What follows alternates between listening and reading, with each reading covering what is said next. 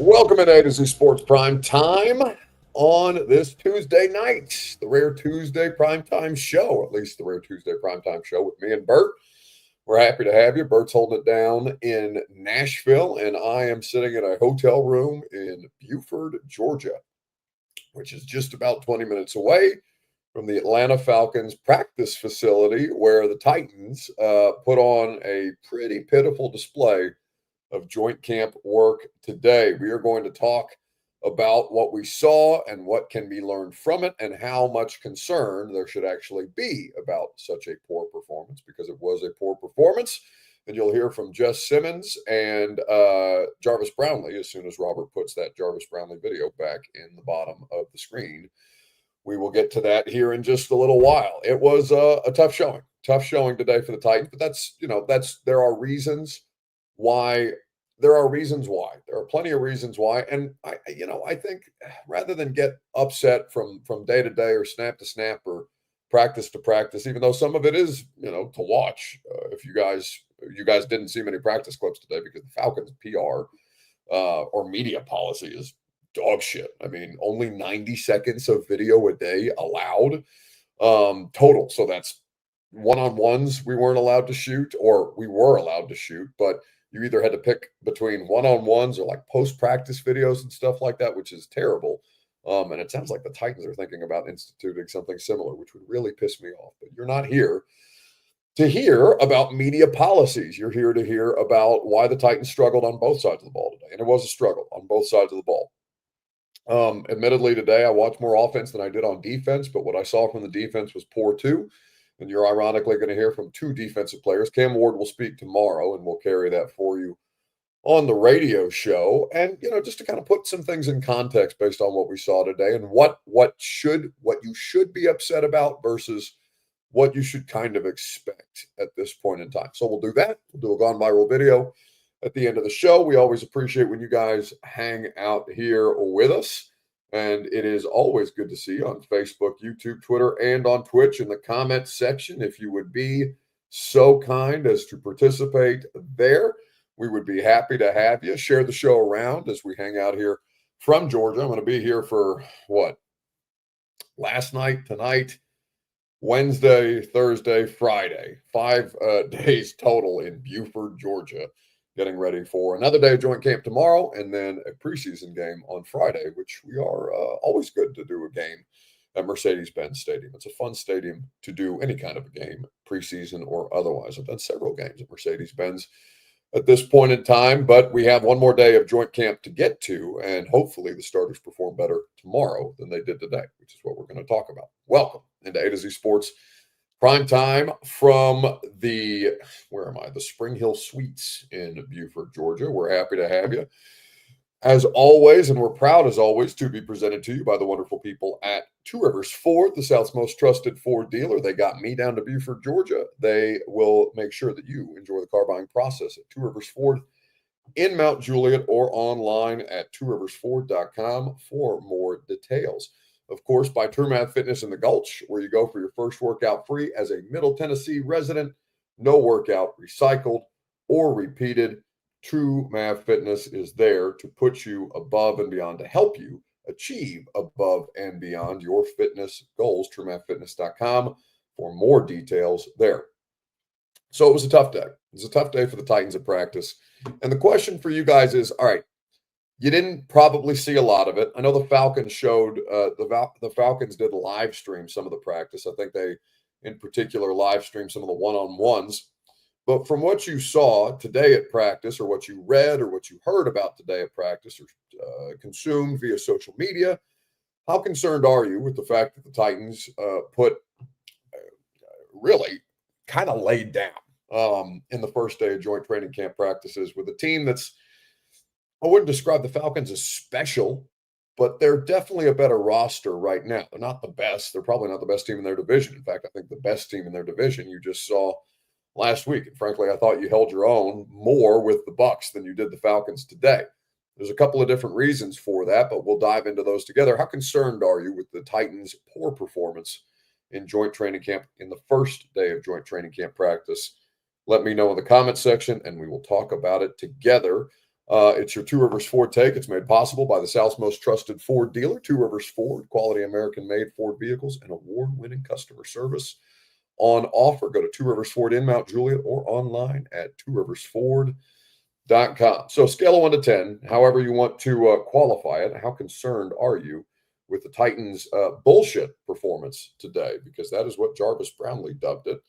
And while Jarvis Brownlee is only a second-year player, Jarvis, I think, is clearly and obviously one of the most vocal and present team leaders on this football team, which again speaks to the youth on the roster and who they're leaning on and how critical it is for them to try and pick themselves up off the mat and how much they are able to learn or how quickly they're able to learn about all of the different adversity that is being presented to them.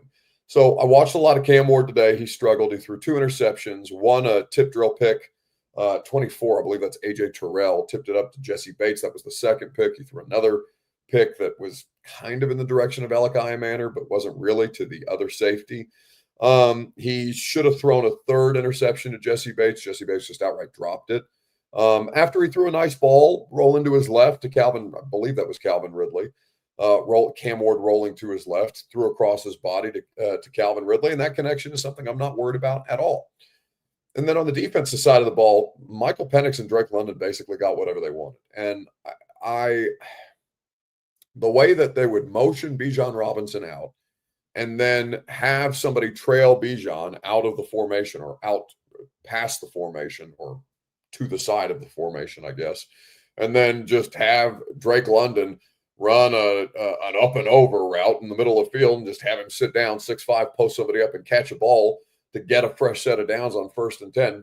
They were eating their lunch all day long in the middle of the defense. It was a bad day.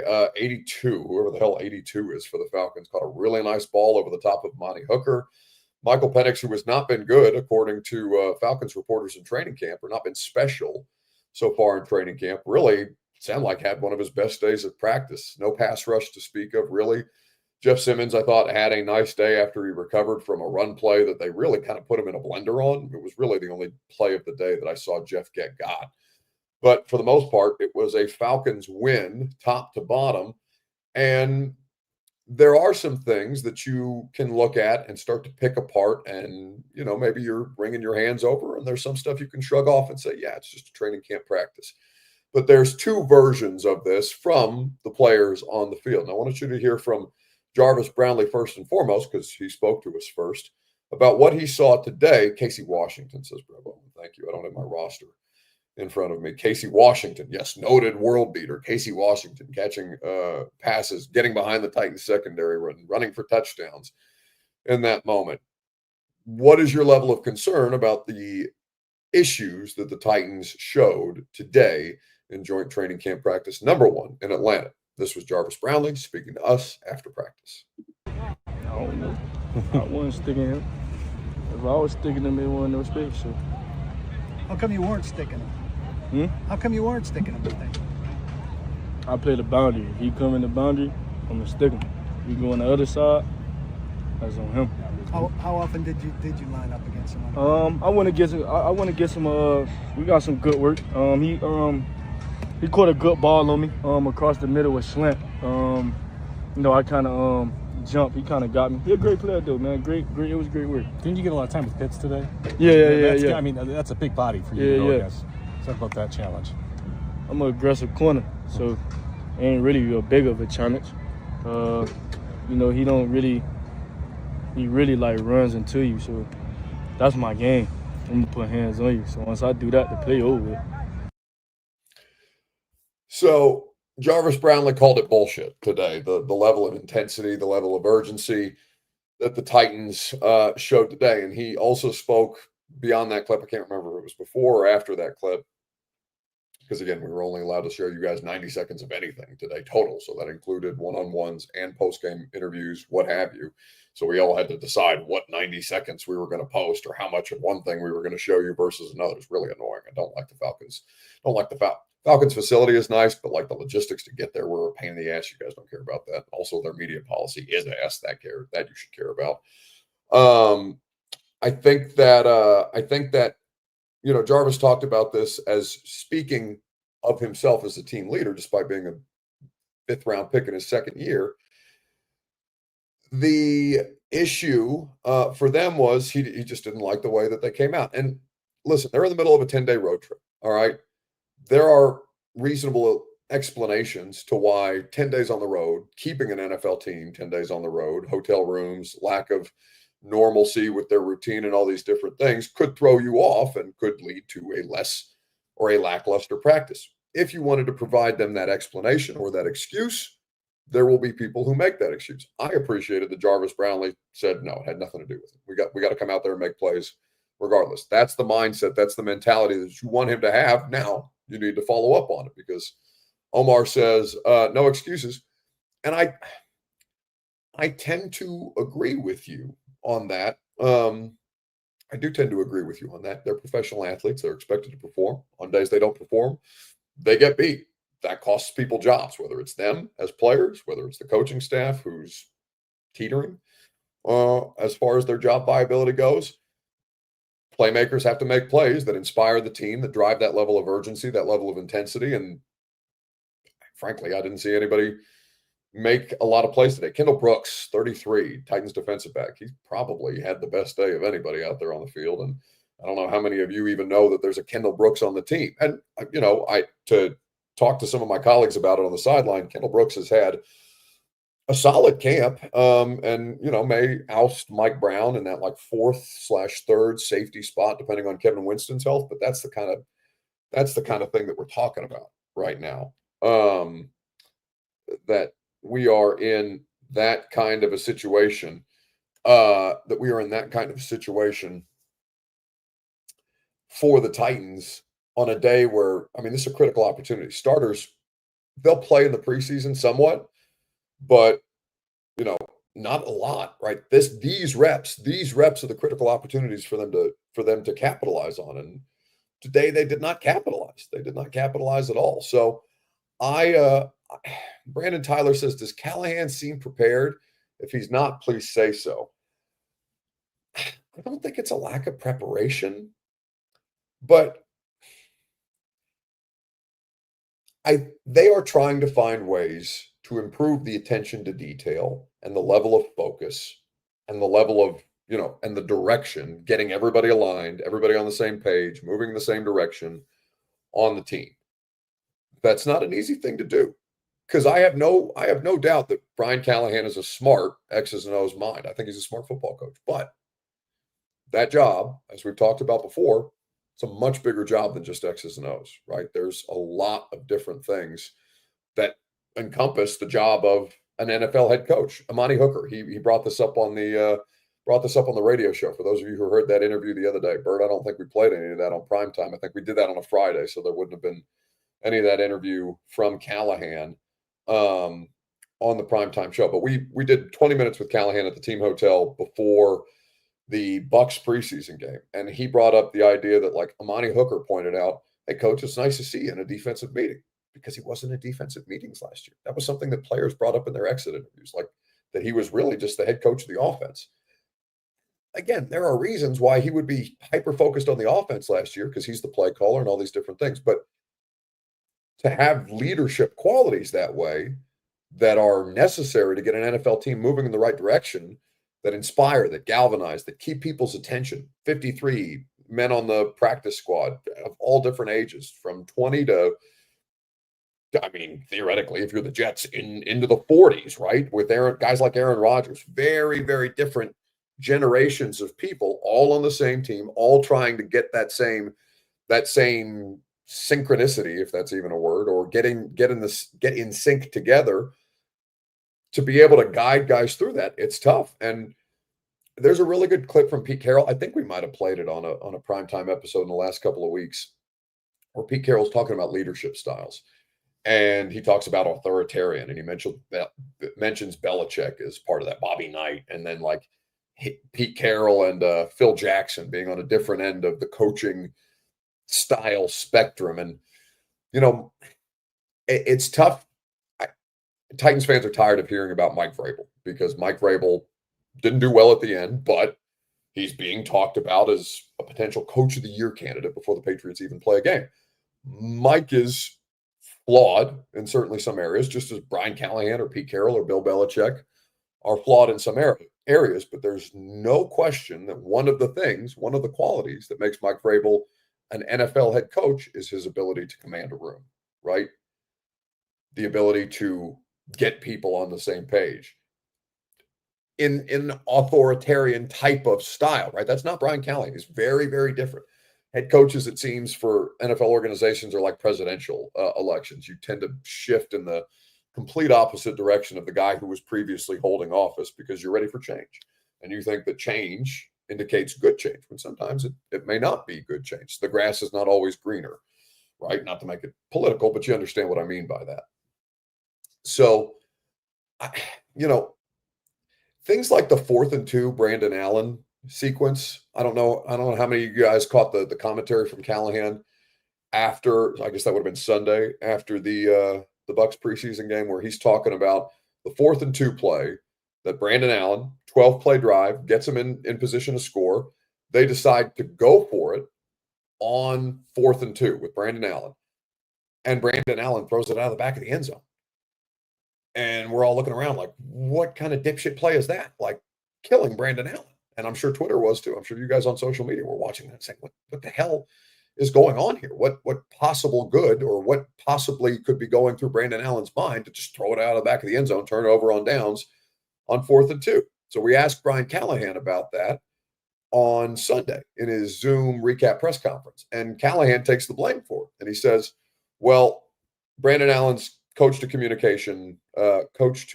player communication in his helmet goes out. So Brandon Allen can't hear. He has to go to the sideline. Takes a while to get the play call in. Callahan then says, I called a play that I didn't love. Those were his words. Didn't love is the words that he used. And then in the confusion, Brandon Allen, gets caught up, throws the ball out of the back of the end zone, and Brandon Allen looks like the dope. But Brian Callahan is claiming responsibility for that. And the thing that I got caught up in on the 4th and 2, and when all of that is going on is, okay, well, then why didn't you call timeout? And that's not something that occurred to me until after I read back that quote, not in real time on the press conference, because that would have been the obvious follow-up, and it was on Zoom, so we're all waiting in line to ask our questions, and it becomes a bit of it's harder to do those than in person. Not to make excuses, like I wish I would have thought of it in real time, but after reading the transcript back and writing something on it, I'm like, call timeout. Okay, take a second, let everybody recoup. If the communication system isn't working, all right, give Brandon Allen time to catch his breath or whatever, and make sure that you get it right, or at least put yourself in the best position to succeed. So you're already calling a play that you don't love, in your own words, on 4th and 2, and your quarterback's in a bit of a blender, and you have timeouts on the board, but you're not calling them. That kind of attention to detail stuff. And listen, I didn't notice it in real time. I didn't notice it until after it happened, after we asked the question, the third time around, I finally got to it because I'd watched the TV copy back. And I'm like, oh, they have timeouts. Why didn't they call timeout? So I'm not saying that I would have had the presence of mind to do that, but I'm not an NFL head coach. So stuff like that, it's not the end all be all for a guy like Brian Callahan. But I know this is I've answered this question by Brandon Tyler for like 20 minutes now. I'm sorry, but I do think those are the kind of things that you can track in the preseason, right? Preseason is a liar sometimes, but I'm looking for a coach who can be a plus on the sideline. I'm looking for a coach who can provide you some kind of competitive advantage there.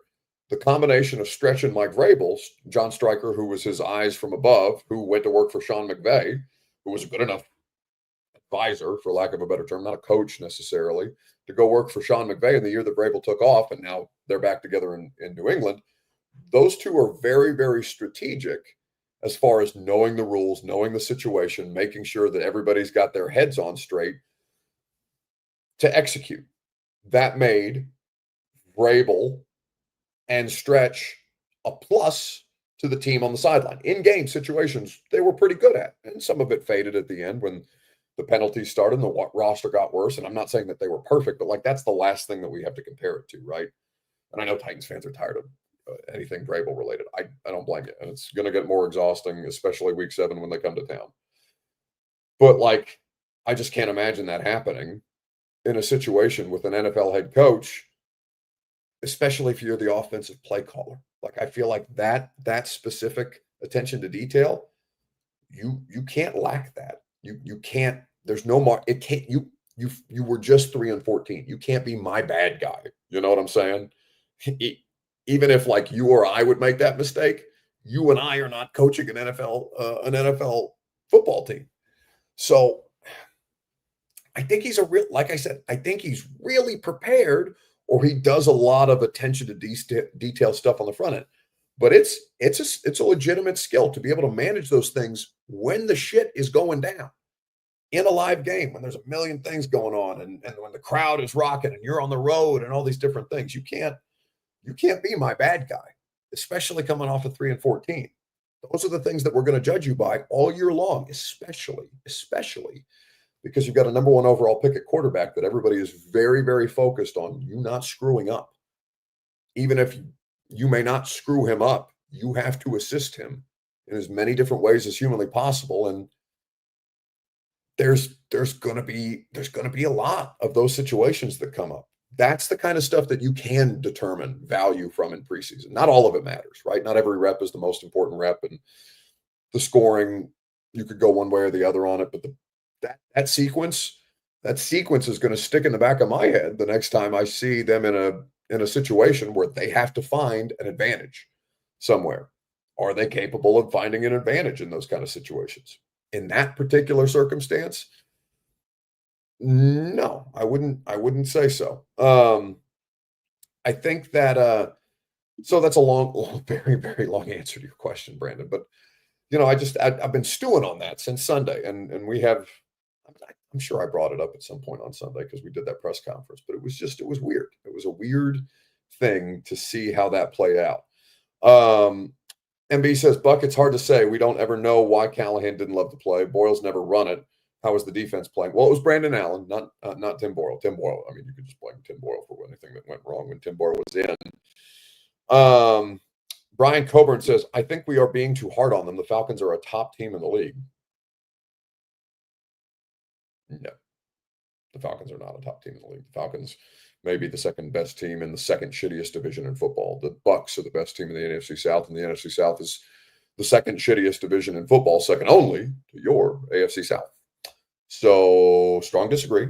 And also famously, Bucs on defense, Falcons on defense, not any kind of world beaters. They've got some good players. But no, top team in the league, but respectfully, Brian, I suppose you're entitled to your opinion that way, but there are no metrics that would indicate, no level of success that would indicate that the Falcons are a top. I mean, the Falcons are famously a laughingstock. Like, they are most famously known for being a shit show.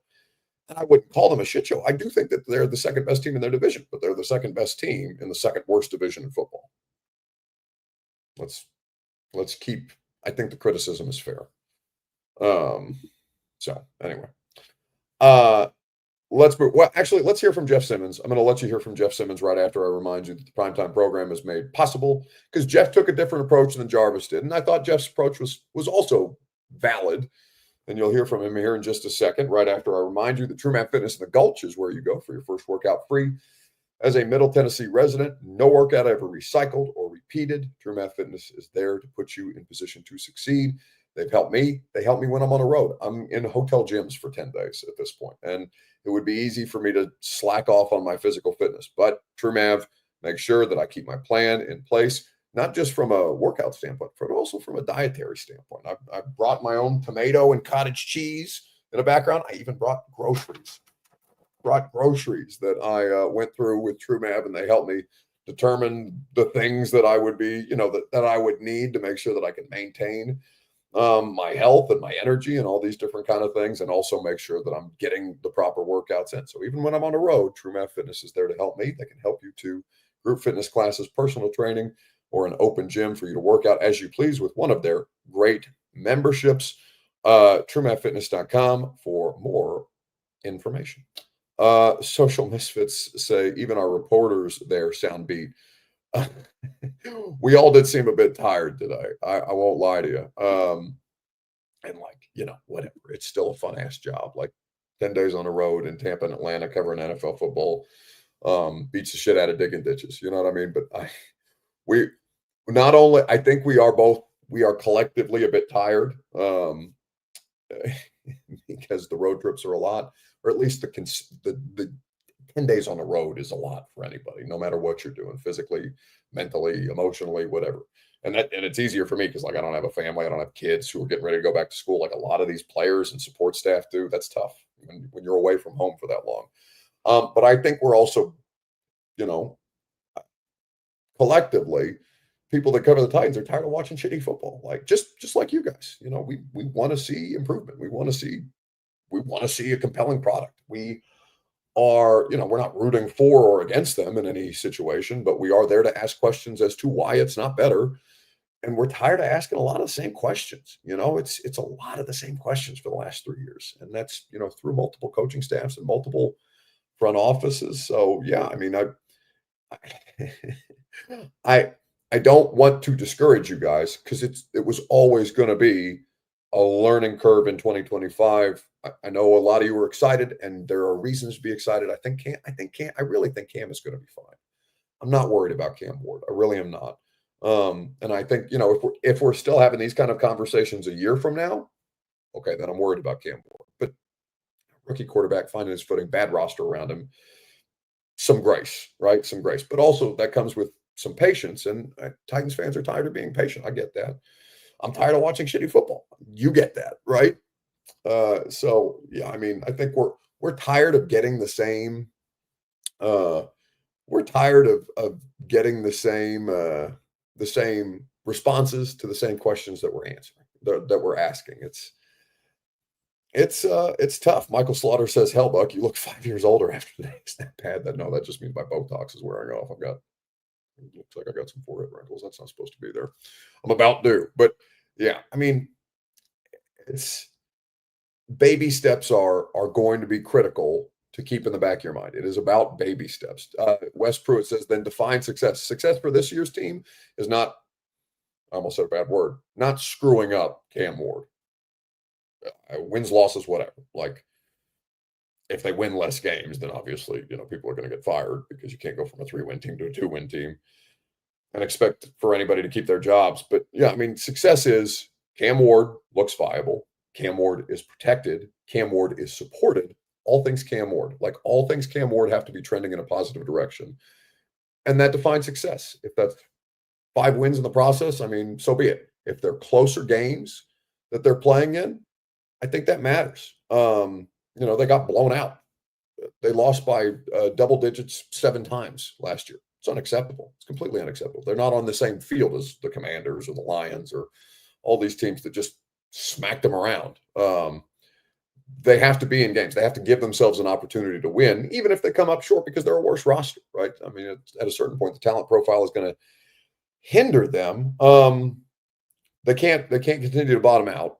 And again, Cam Ward has to show a positive trajectory here for things to remain status quo. Now, maybe you don't want things to remain status quo because you're out on Brian Callahan, or you don't think that whatever your issue is right now in the early onset, August the 12th, it's way too early to make any kind of definitive indictments or definitive statements about what this football team will be. But you keep these things in the back of your mind, like the Callahan decision-making or lack thereof, or, Cam Ward's footwork. How much better does that get? Is there more precision? Is there more accuracy? Is there more timing? Is there more rhythm? Or is he still kind of trying to make things happen off script in a way that you can't get away with for very long in the NFL? It doesn't mean that he won't improve, but these are the things that you keep in mind. And things like that. Denard Wilson's run defense, and I know it's a preseason game, but 178 yards in a preseason game is still unacceptable, right? I mean, especially when Denard Wilson is telling Charles Davis in their production meeting that, nobody's going to run on us this year, and then 178 yards later. And 2 touchdowns called off the board for holding. Buck should have had 2 more rushing touchdowns in that circumstance. So, yeah, I mean, these are all things that you bank, right? You bank, and then we talk about them at the end of the year, and Amy Adams Strunk makes whatever decision she's going to make, and you just hope that that's in the best interest of, again, supporting Cam Ward. Cam Ward is the most important person on this football team, in this football organization right now. If they do right by him, then this year is a success. If they fail him, I mean, you got your answer. All right, quickly, let you hear from Jeff Simmons, then we'll wrap up with a gone viral video because I just want to play this video. It's too funny, unfortunately, for the race car driver that it happened to. But Jeff, I thought, had different perspective on today's practice from Jarvis Brownlee. And I also do think it's good context that Jeff Simmons is giving. First play of the practice, they did I'm sure they just put that run in for me. Where I never saw that play a day in my life, especially as a 3 technique. And, it's ups and downs. Yeah, that's a great thing about joint practice. We got a whole nother day tomorrow. The standards are very high. Everybody knows the standard on the defensive side. But, it was a lot of good, too.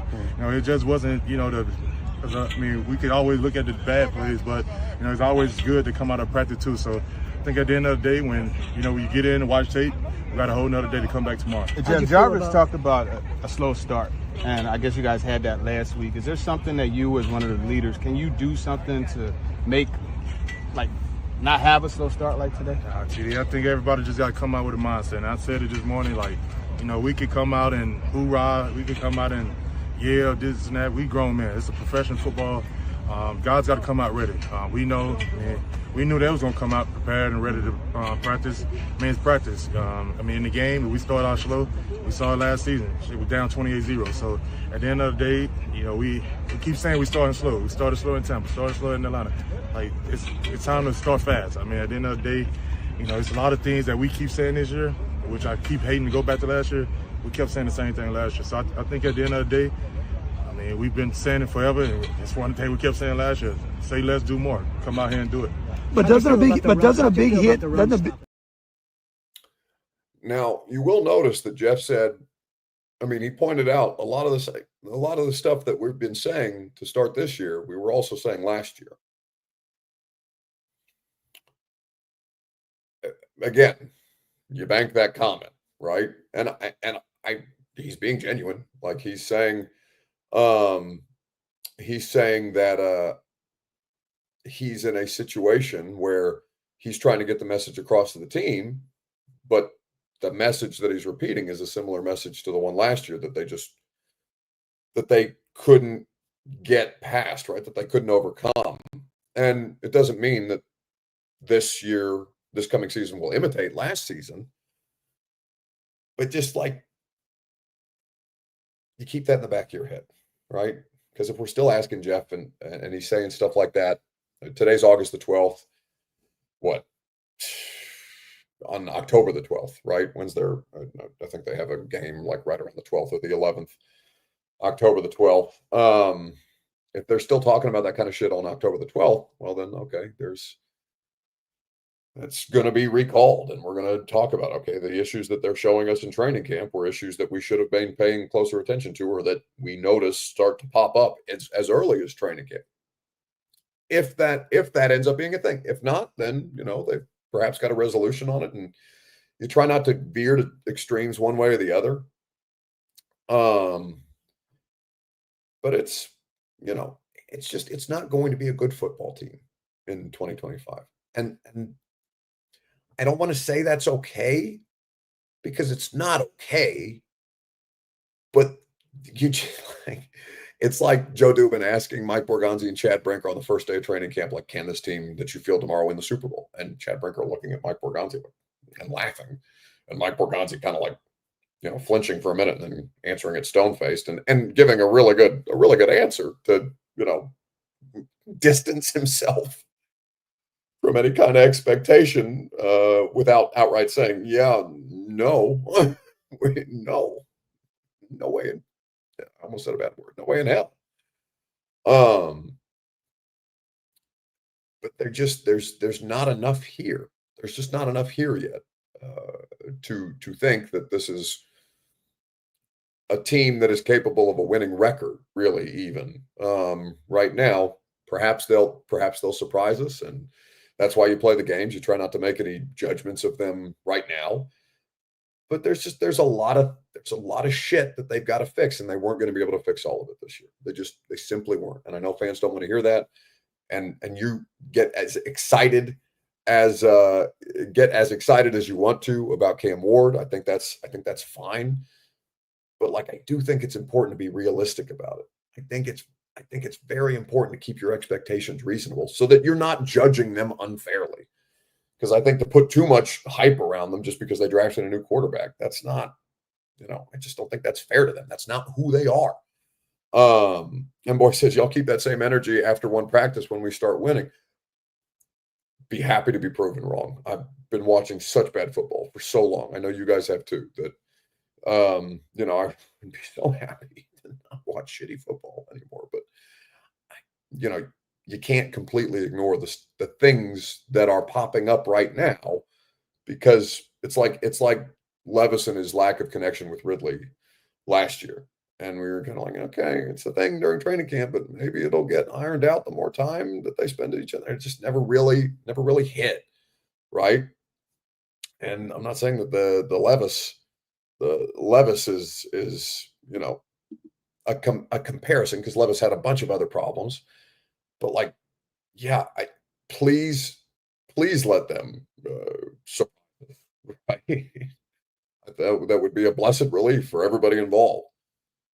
But I also think that you want to make sure you keep your expectations. Like Curtis says, you've got a long way to go. You got a long way to go, and you can turn a football team around in 2 off seasons. But let's count this as your first off season, not last one. Last year, you just so much bad shit. Jeremiah says, I just want to wake up on Sundays with a better chance of winning a game, and I genuinely think that Cam Ward gives you a better chance to win games. I truly, at my core, believe that. Can they finish games right now? They're probably going to have one of the worst pass rush units in the league.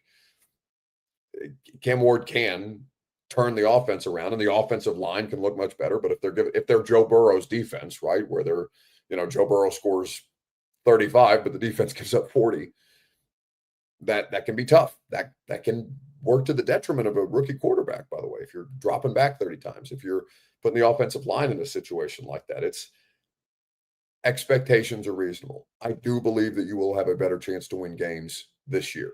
I do not believe that you will be able to finish off many more of them this year, because there are still things that you lack, glaring weaknesses everywhere. And you simply can't fix it all in 1 year. All right. I've repeated a lot of these different things at this point. I feel like I'm rambling. So let's go ahead and put a bow on it. Let's play this gone viral video since we're here, because it's, respectfully to this race car driver, it's too damn funny to watch somebody celebrating a win and then fall out of their car and break their collarbone. Tough scene. 7 career wins. Let's go down to Mobile One Victory Lane, Dylan.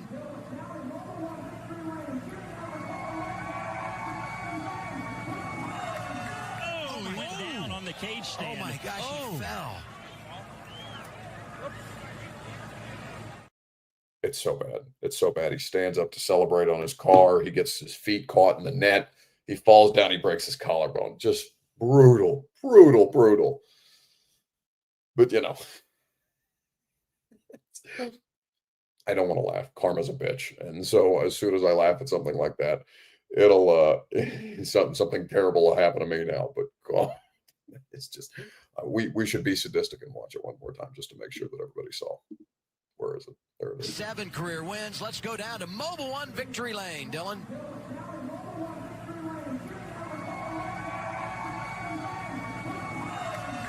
He went down on the cage stand. Oh my gosh, he fell. So bad. Look at Bert smiling back there, just sitting there cheesing, laughing at somebody with a broken collarbone. You're muted. Nobody can hear you. I am muted. Remind me to cut tomorrow. Oh, let me add it in the bottom so I can find exactly where the part is. I just want this line. Career wins. Oh my gosh, he fell. Oh my gosh, he fell. Oh my gosh, he fell. Why does he sound like that? Just why do you have a brick wall as a background?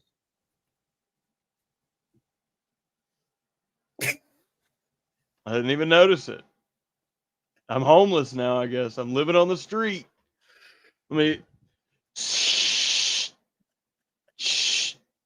How you like that? We should just end the show. I don't know what to do with that. All right, another practice tomorrow. I'm sorry if I seem exhausted. I am, but perhaps your football team will bring more energy tomorrow. Perhaps they will breathe more life into the situation. Perhaps we'll have better things to talk about. And if not, we'll talk about those things too. Looking forward to hanging out with you guys tomorrow. Lucas and Robert will handle the bulk of the radio show. Cam Ward will speak though at the podium. Brian Callahan will speak before practice. Again, I'll only be able to provide you so much video because the Falcons 90 seconds total a day of video is crazy. And I don't know how much of that I want to spend on press conferences versus like one-on-one reps for you guys, but we'll do the best that we can with the circumstance that we've been provided. And hopefully your football team will do the same. Have a great rest of your night and talk to you tomorrow, both on the radio show and on primetime that's all I got. Acapella. Here we go. What's my name again? Jonathan Davis. Can you introduce me as if I was like at Bonnaroo? On Saturday Night Live? Yeah. Like it's Saturday Night Live. No, it's Bonnaroo week. Let's do it like he's the headliner. He's headlining Saturday night at Bonnaroo. Ladies and gentlemen, Jonathan Davis. Sometimes I cannot